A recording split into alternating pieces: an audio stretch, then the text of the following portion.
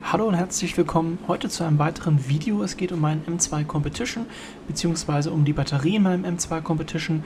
Ich bin dieses Jahr ja vermehrt auf der Rennstrecke im Einsatz und suche daher Möglichkeiten, mein Auto leichter zu machen. Bin dabei auf die Lightblocks Batterien gestoßen. Die Batterien werden in Deutschland von Hand gefertigt. Das ist eine Weiterentwicklung der Lithium-Ionen-Batterie. Das ist eine Lithium-Eisenphosphat-Batterie. Die sind besonders gut in der Langlebigkeit, also haben eine hohe Lebenserwartung, haben die Möglichkeit, große Lade- und Entladeströme abzugeben, sind also wirklich sehr, sehr gut auch für den Heavy-Duty-Bereich geeignet.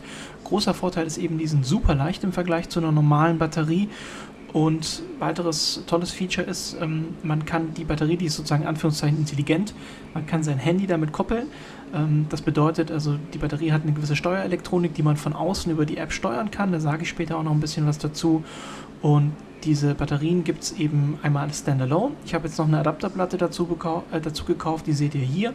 Und dann kommt die Batterie mit der Adapterplatte und Montagematerial, sodass ihr die bei euch im Fahrzeug verbauen könnt. Und jetzt hätte ich gesagt, schauen wir mal, wie viel wiegt denn so eine Lithium-Eisenphosphat-Batterie. Hier jetzt auf der Paketwaage will ich das einfach einmal kontrollieren vor dem Einbau, was ich da sozusagen an Gewicht habe. Eigengewicht der Batterie. Eine normale Autobatterie wiegt ja so um die 20 Kilo. Schauen wir mal, was hier dieser kleine Winzling wiegt. So, und da sind wir jetzt bei erstaunlichen 2,1 Kilo. Also das ist echt Wahnsinn, wie leicht die Batterie ist. Deswegen habe ich jetzt auch mal die Batterie aus meinem M2 Competition ausgebaut, also die Originalbatterie. Man sieht schon rein optisch deutlich größer, wuchtiger.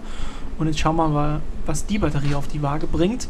Wir hören jetzt auch gleich am Geräusch, dass die Batterie deutlich schwerer ist, wenn ich die jetzt hier auf die Paketwaage stelle. So, und jetzt schauen wir mal, wo wir da gewichtstechnisch liegen bei der Standardbatterie. Ja, das sind erstaunliche 22,9 Kilo. Das heißt, ich habe mir jetzt eben mal durch den Batterietausch 20,8 Kilo gespart, was echt klasse ist und richtig super. So, und hier möchte ich euch jetzt mal die App zeigen. Es gibt nämlich eine App auch für die Batterie. Das heißt, ihr könnt also sozusagen extern über die App den Ladestatus anzeigen, die einzelne Gesundheitsstatus der Zellen, die verbaut sind. Ihr seht History Charts, also sprich, wie ist der Ladeverlauf oder Entladeverlauf eurer Batterie. Und ihr könnt natürlich auch zum Beispiel die Batterie komplett trennen oder so eine intelligente Trennung machen. Das heißt, wenn sozusagen die intelligente Trennung an ist, bedeutet das, dass das Fahrzeug weiterhin Strom bekommt. Aber ein Startvorgang wäre nicht möglich, weil so viel Strom bzw. Leistung nicht freigegeben wird. Das heißt, die Alarmanlage und sowas bleibt an. Aber wenn jetzt jemand versucht, das Auto zu starten, so viel Strom würde die Batterie nicht freigeben. Dafür muss man dann erst im Menü sozusagen das wieder aufheben. Jetzt zeige ich euch, wie gesagt, die App mal. Man hat hier so einen Demo-Modus, weil das Fahrzeug ist jetzt zu weit weg. Das funktioniert über Bluetooth und würde jetzt nicht gehen. Ihr scannt also sozusagen. Hier haben wir jetzt diese 3 Demo-Devices. Je nachdem, was für ein Modell ihr habt, gibt diese Endung sozusagen aus. Ich habe jetzt so eine 4-5er Generation, da ist auch so eine recht schöne Grafik gleich am Anfang mit dabei, wo man dann eben die einzelnen Zellen der Batterie sieht, sowie den Gesamtladestatus und die aktuelle Kapazität. Das sind jetzt hier noch sozusagen 1200 mAh in diesem Demo-Akku. Da unten habt ihr das Ganze auch nochmal sozusagen Ampereanzahl, wie jetzt gerade der Ladezustand wäre. Hier wird nicht geladen, deswegen steht er auf 0. Dann habt ihr einen Temperaturanzeiger. Und hier ist dieses IKOS, dieses Intelligent Kill Operation Switch. Das ist das, wenn ihr das aktiviert, werden weiterhin alle Verbraucher des Fahrzeugs mit Strom versorgt, aber ein Startvorgang wäre nicht möglich. Das würde zu viel Strom verbrauchen und das gibt die Batterie sozusagen nicht her. Und, der IKOS, das ist nicht das, was ich beschrieben habe. Das, was ich beschrieben habe, ist das Active Vehicle Anti-Theft.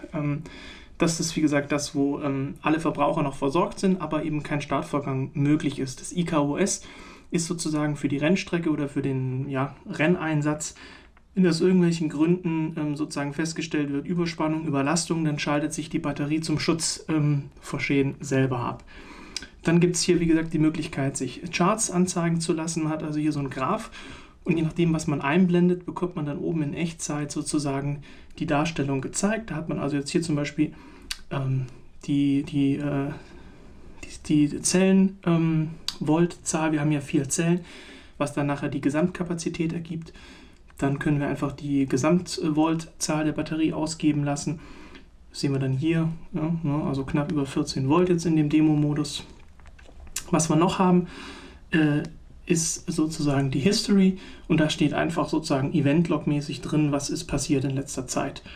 Ja, also insgesamt wirklich sehr, sehr gut und funktioniert auch einwandfrei, komplett problemlos mit der Einrichtung. Auf eurer Batterie steht ein Passwort, das gebt ihr beim ersten Mal verbinden mit dem USB-Gerät ein. Also ihr macht bei eurem Handy USB an, sucht nach dem Gerät und beim Koppeln gebt ihr eben das Passwort ein, das auf der Batterie stand.